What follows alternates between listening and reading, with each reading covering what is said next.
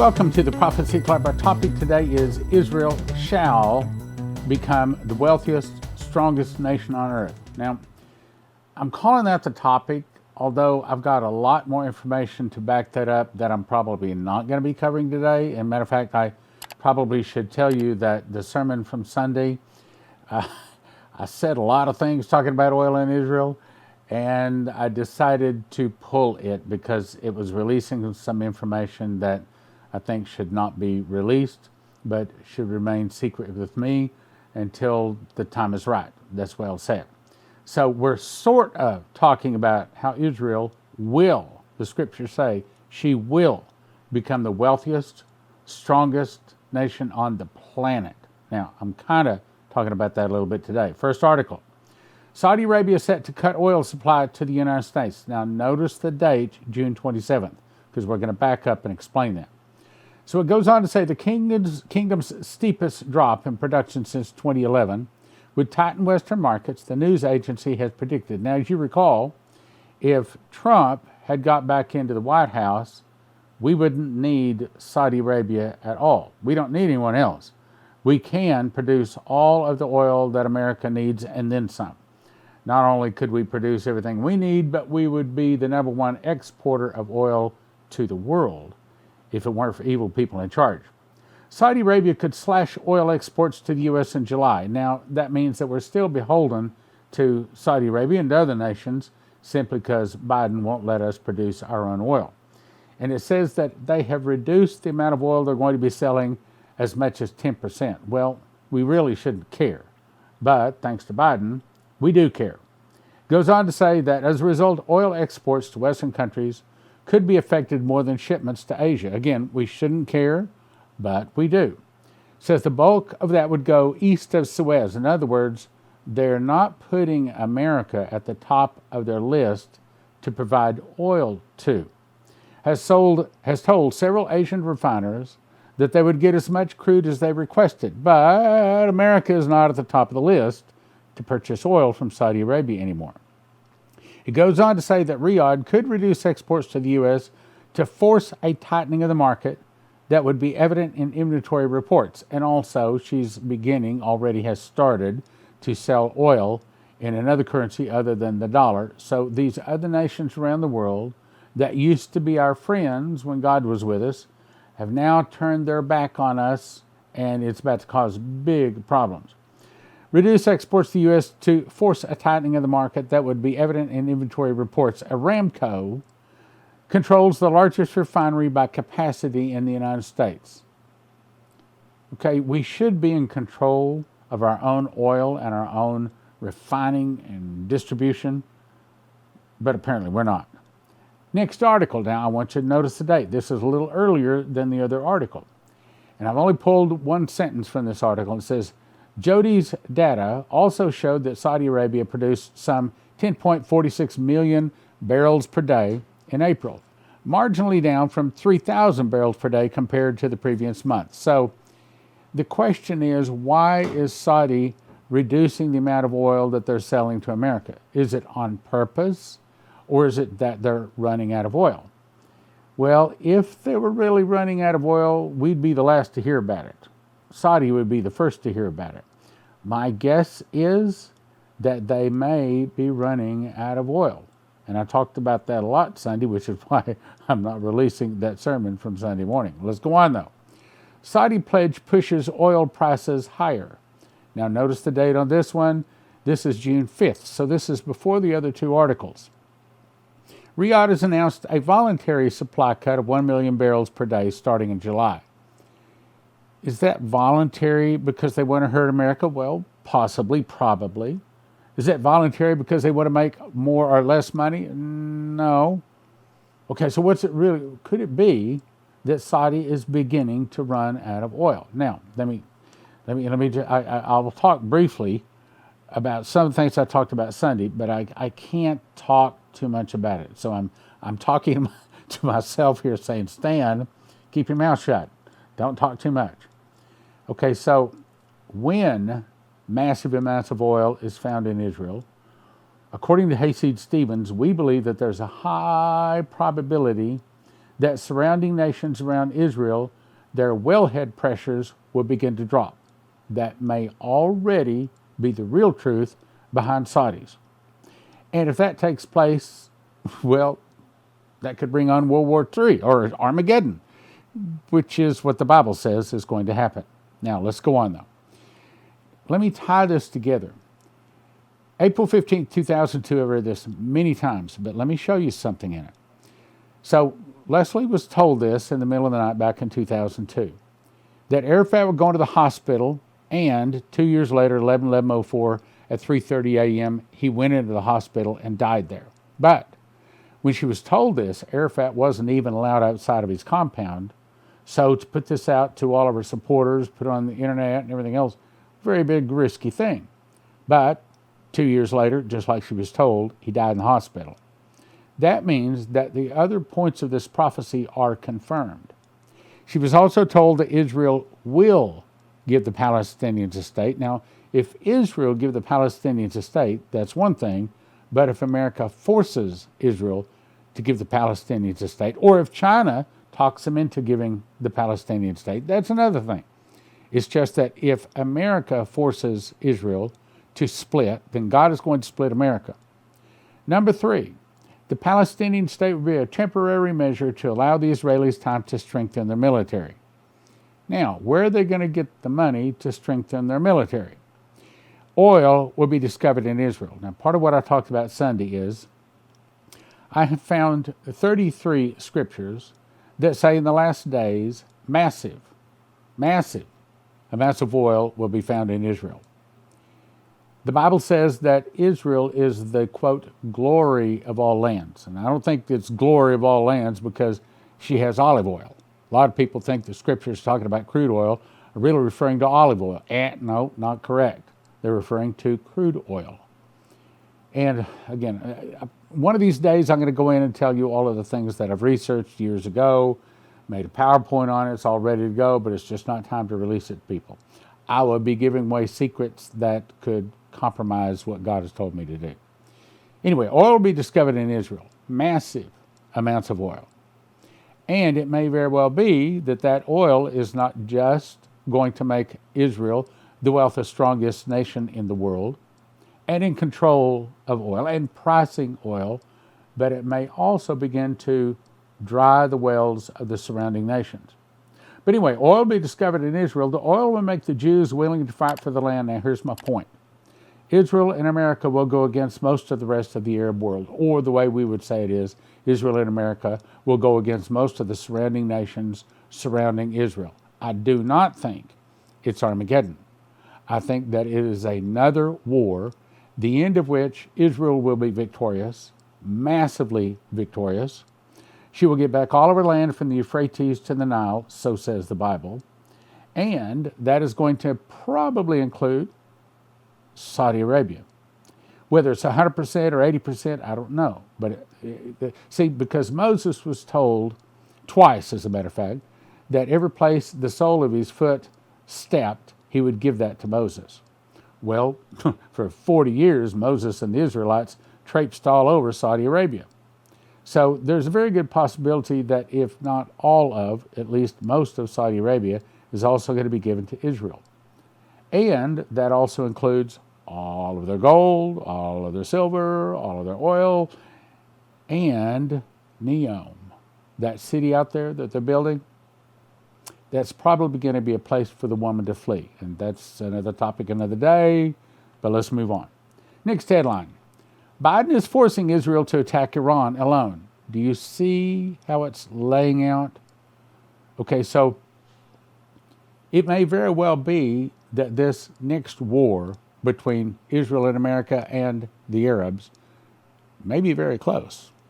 It says, when asked about the Biden administration's reported new arrangement with Israel, with Iran, regarding its nuclear program, Israeli Prime Minister Benjamin Netanyahu responded, more than 90% of our security issues stem from Iran and its proxies.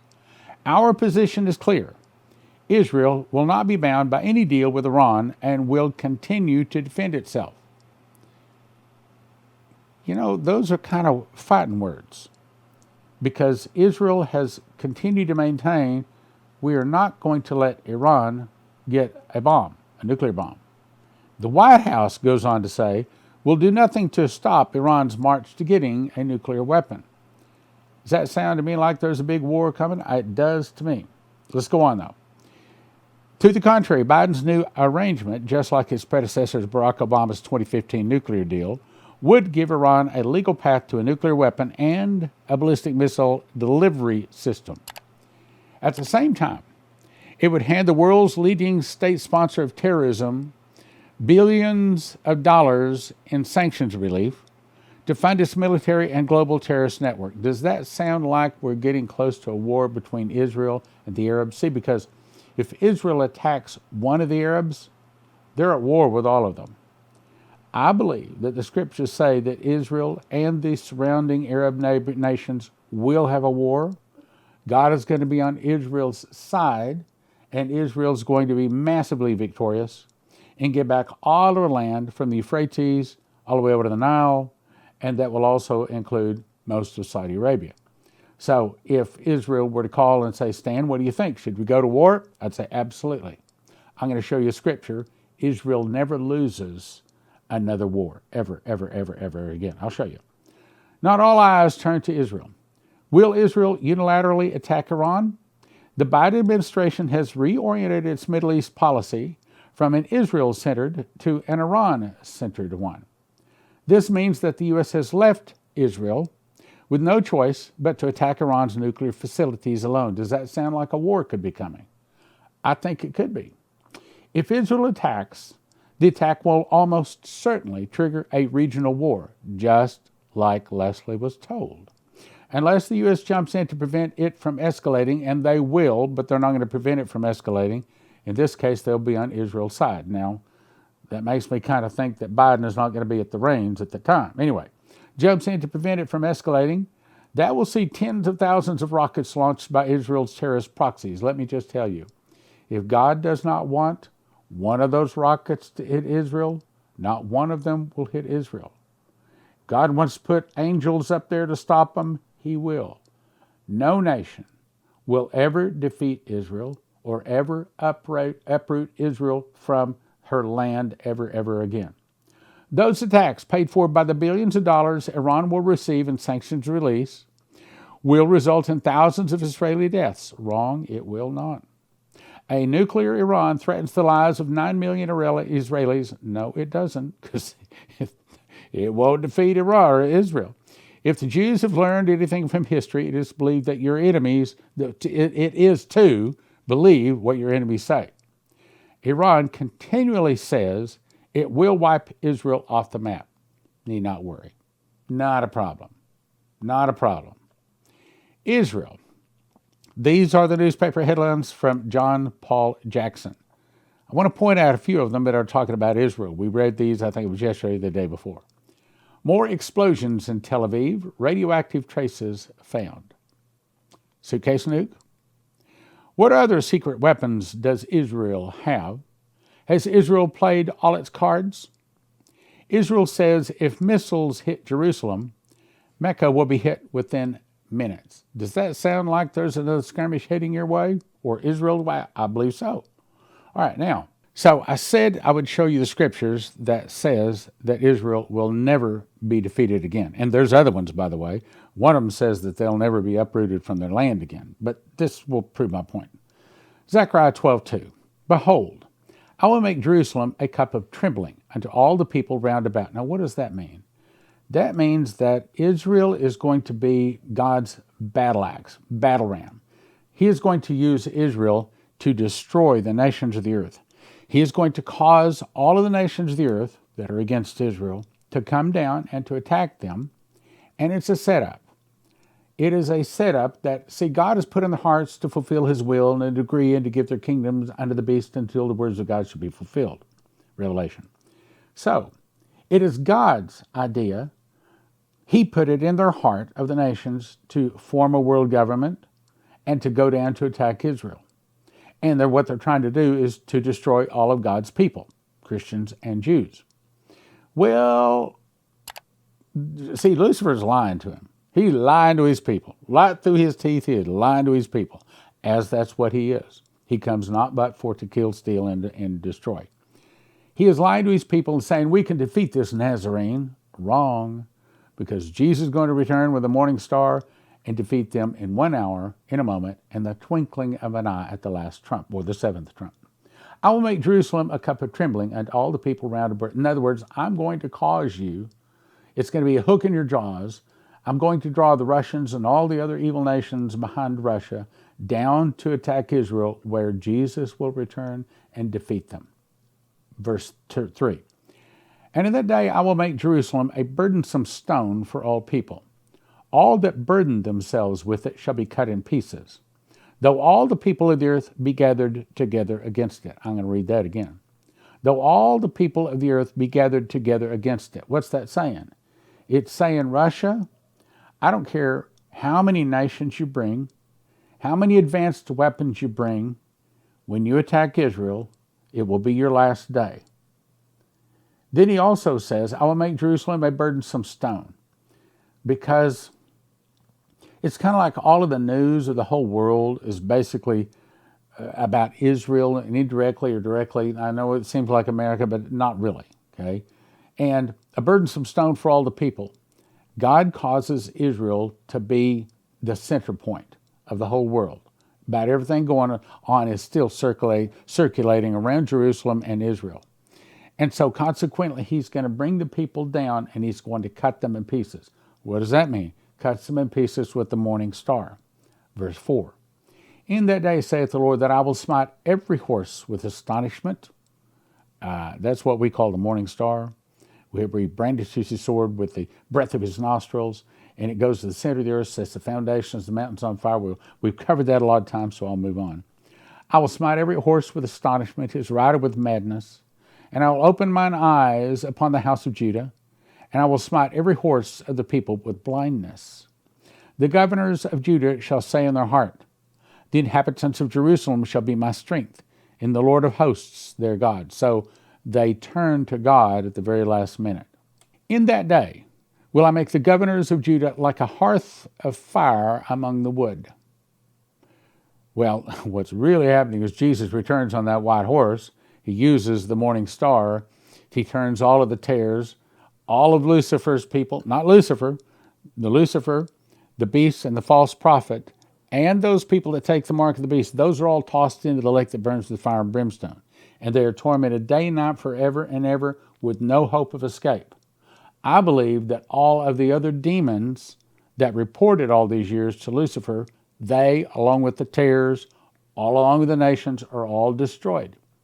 Only Lucifer, the beast, the false prophet, and then those people that take the mark of the beast, those are the only ones tossed into the lake, burned with brimstone, and they're tormented forever and ever and ever, no hope of escape. Now, let me go on. I will make the governors of Judah like a hearth of fire among the wood, and like a torch of fire in a sheaf. That's the morning star, where he blows with the breath of his nostrils, and it hits them, and they fall to the ground, a pile of ashes and bones. And they shall devour the people round about, on the right hand and on the left.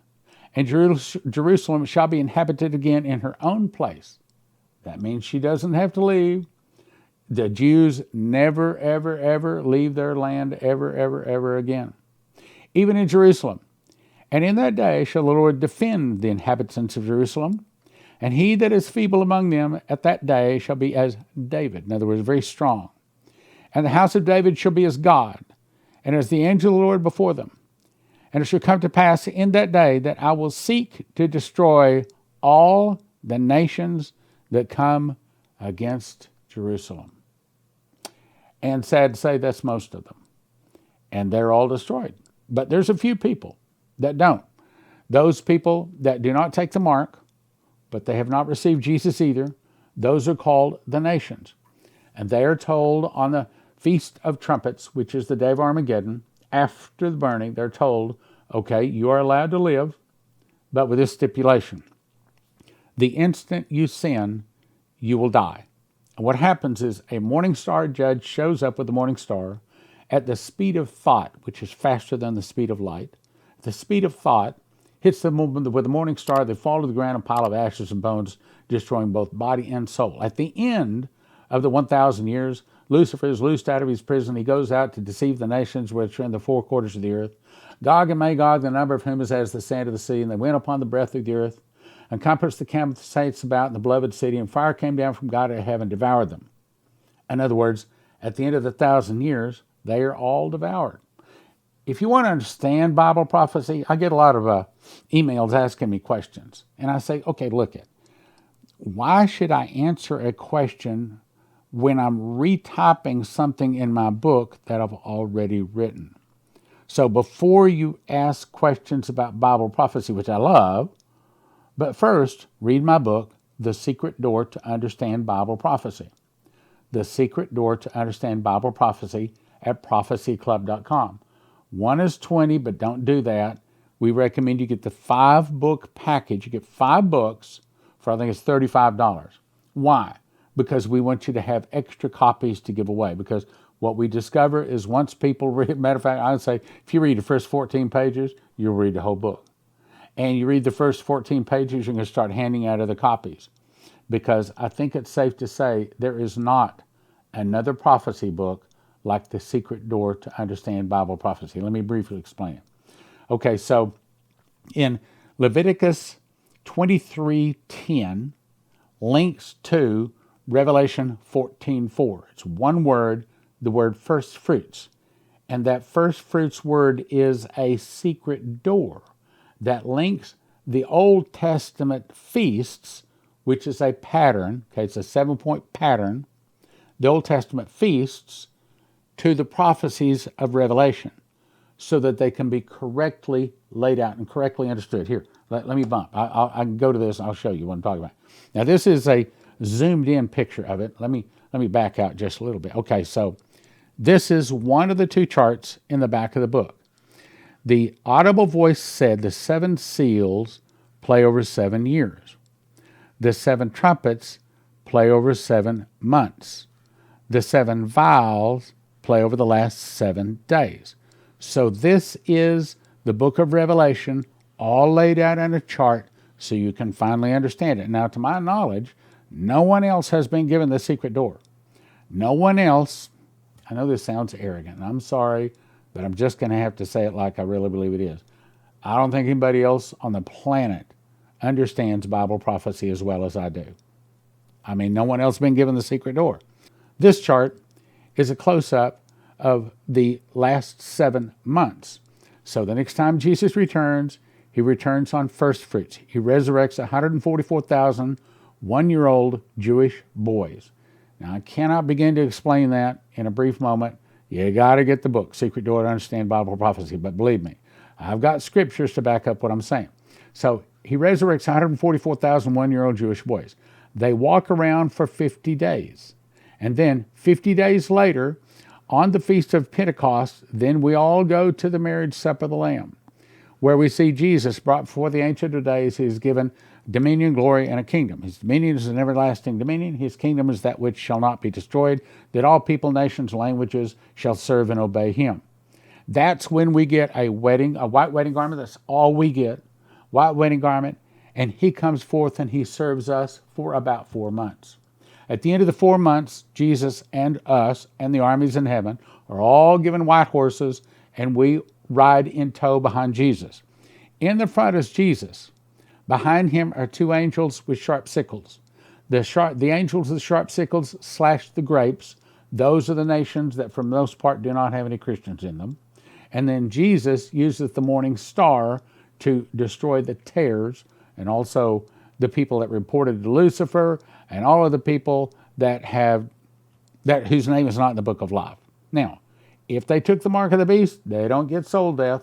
They're tossed in the lake burning with brimstone, where the beast and the false prophet are, and then 1,000 years later, Lucifer is tossed into the fire with them. Now, if you want to understand that, get the book, Secret Door to Understand Bible Prophecy. Anyway, so here's Armageddon. Then about 4 months, this is where we go to the marriage supper of the Lamb. About 4 months later, it's Armageddon. This is where we return. Then way out here, 10 days later is atonement, which is, I'm not showing it on the chart right now, and I don't have a chart handy to show you that. But anyway, if you'll get the book, Secret Door to Understand Bible Prophecy, it will help you to understand all of this. It's not complicated, but it is deep, because to understand Bible prophecy, well, let's put it this way. I wish I had had the book 30 years ago. It would have helped me understand Bible prophecy. It would have put so many misunderstandings that I have had through the years in place. Matter of fact, when I started getting these 30 revelations, because I memorized the book of Revelation, I learned a lot. I learned a lot I did not know. I think I went to school with Jesus, and I don't think I'm something special. Matter of fact, I don't even think it came because I memorized the book of Revelation. I think you're something special. I think he gave the book to his end-time saints, his end-time watchmen, so that you can explain to people, so you can be a part of the great move of God, the great harvest, the thousands upon thousands of souls that are about to come to Jesus. And if you want to share in that harvest, you need to be able to explain Bible prophecy, and the Holy Spirit is not going to put up with you teaching a bunch of errors. You got to know what you got to know.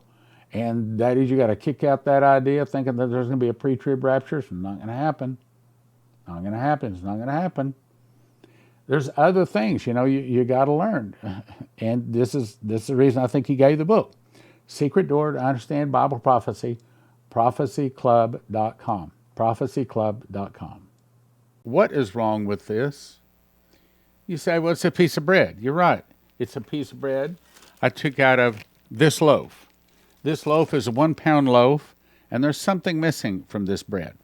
Even though it says it is whole wheat, there's still something missing from this and almost all of the bread you're eating.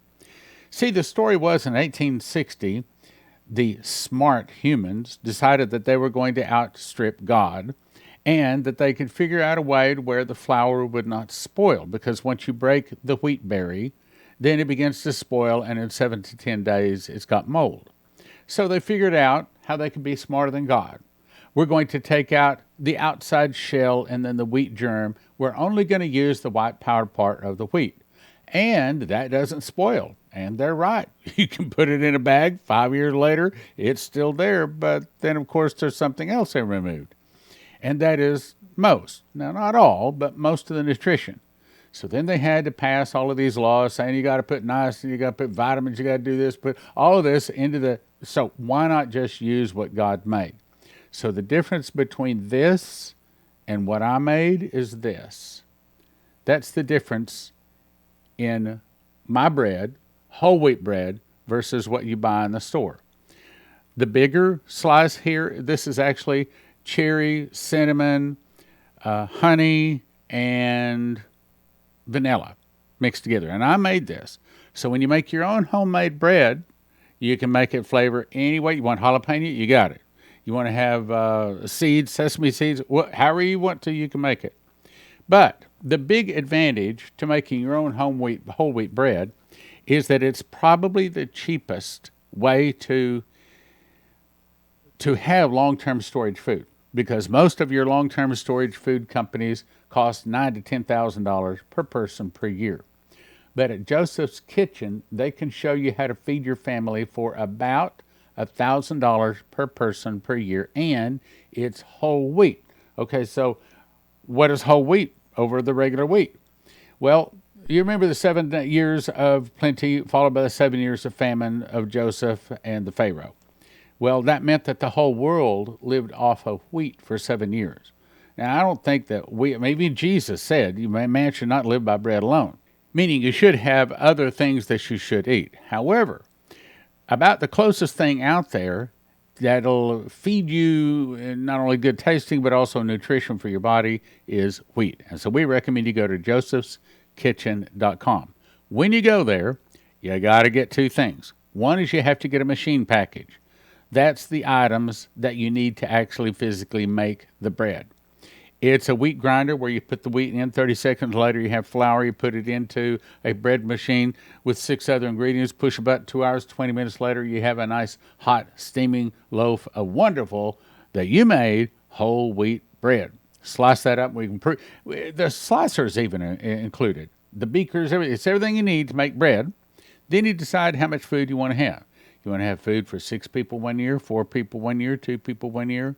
You place your order, and they have it in stock.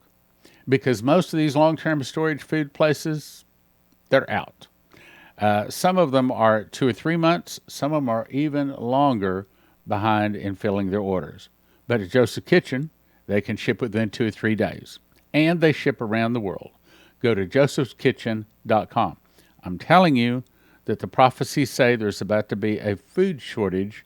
And if you want to listen to what God's trying to warn us about, then you'll get this long-term storage food. Terry Saka with CornerstoneAssetMetals.com. So what's going on in the world of finances? Why should they call today?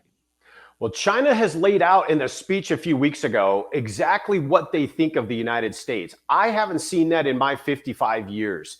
With China and Russia forming these reserve currencies, new reserve currency, we better be prepared because that dollar is going to be in deep trouble and we're going to need assets to protect us from it. CornerstoneAssetMetals.com. Call them or go online, CornerstoneAssetMetals.com, or call them at 888-747-3309. 888-747-3309. I am having another Level 2. Level 2 School of the Watchmen's Conference, and I'm calling this a teacher's course. It's going to be September 15 and 16. You can go to prophecyclub.com, and it'll tell you all of the details about it. And it gives you all of the requirements. I'll let you read that online. However, the big question is you're going to be saying, well, what's the difference between Level 1 and Level 2? Well, lots. Level 1 was primarily reading through most of the book of Revelation and teaching it. That's not be Level 2. Yes, we will do some reading. But this one is designed to make you a teacher of Bible prophecy, which, by the way, our office wants to know if you went through Level 1 and if you have taught or have been invited to teach from the book of Revelation and you went through Level 1, send me an email. I'd like to know that. I know there's been at least one. I think there's 2, maybe more. Anyway, I'd like to know. So Level 2 is to teach you to the point to where you can be qualified to actually teach the book of Revelation. Now, I can tell you right up front, we're going to have a Level 3, God willing. And in that one, I'm going to require people to memorize the book of Revelation to come to Level 3. And so there's going to be 1 year's difference between Level 2 and Level 3. It took me a year to memorize it, so I figure it'll take you a year to memorize it. Some of you may even faster. So go to prophecyclub.com, and it'll give you all the details, tells you all about some of the difficult questions and things like that we're going to cover in Level 2. Level 2 is going to get you real close to being a qualified teacher of Revelation. But by the time you get through Level 3, having memorized the book, pastor's going to listen to you. And that's where we're going with this. Next is, I'll send you to empshield.com. If you use the promo word prophecy, you get a $50 discount. What is that? Well, it looks like this. This is the one that goes into a car, okay? And you put the red wire to the red side of the battery, you put the black wire to the black side of the battery, and the green one attaches to the body of the car. Then you peel it off right back here. Just peel that off, stick it inside of the engine compartment of your car. And the whole point is when the electricity goes off or when some kind of a suitcase nuclear device goes off, this is supposed to be able to stop that device from destroying every computer chip in your car. Because if every computer chip is destroyed in your car these days, you couldn't possibly replace them all. Throw the car away. So, empshield.com, promo code prophecy.